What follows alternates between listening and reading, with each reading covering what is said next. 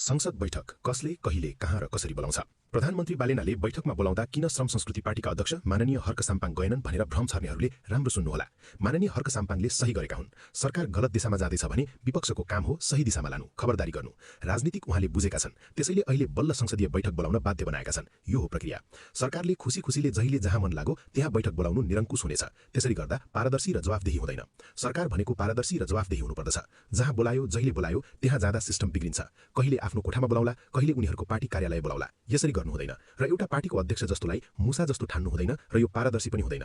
संसदहरू जनताहरूको काम गर्नु पठाएको हुन्। त्यहाँ कोठामा बैठक बसेर उनीहरूले कसरी बुझ्छन् कि हाम्रो माननीयले हाम्रो समस्या प्रधानमन्त्रीलाई बुझाए भनेर? तर देख्दैनन् बुझाए कि होइन।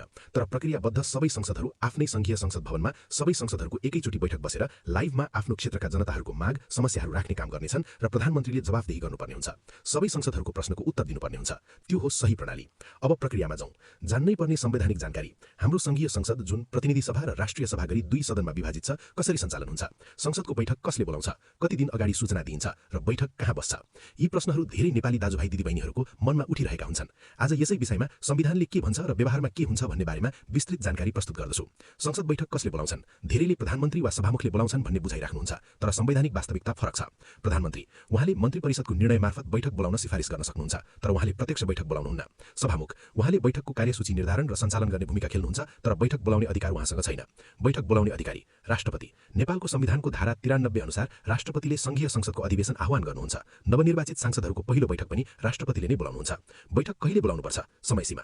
संविधानले बैठक बोलाउनका लागि निश्चित समयसीमा तोकेको छ। निर्वाचनपछि प्रतिनिधि सभा निर्वाचनको अन्तिम परिणाम घोषणा भएको 30 दिनभित्र राष्ट्रपतिले पहिलो अधिवेशन आह्वान गर्नैपर्छ। बैठक बोलाउन कति दिन अगाडि सूचना दिइन्छ? संविधानले कति दिन अगाडि भन्ने विषयमा स्पष्ट संख्या तोकेको छैन, तर व्यावहारिक अभ्यास यसरी छ। संसद सचिवालयले बैठक आह्वानको सूचना प्रकाशन गर्दा सांसदहरूलाई काठमाडौँ आउन आवश्यक समय दिएर सूचना जारी गर्छ। सामान्यतया बैठक मिति तोकेको करिब 10 दिन अगाडि सूचना प्रकाशन हुन्छ, जसले सबै सांसदहरूलाई उपस्थित हुने समय मिल्ने गर्छ। सबै सांसदहरूलाई एकै पटक बोलाउँछ कि पालो पालो? नेपालको संसदीय प्रणालीमा क्षेत्रको पालो भन्ने प्रचलन छैन। एकै पटक सबै।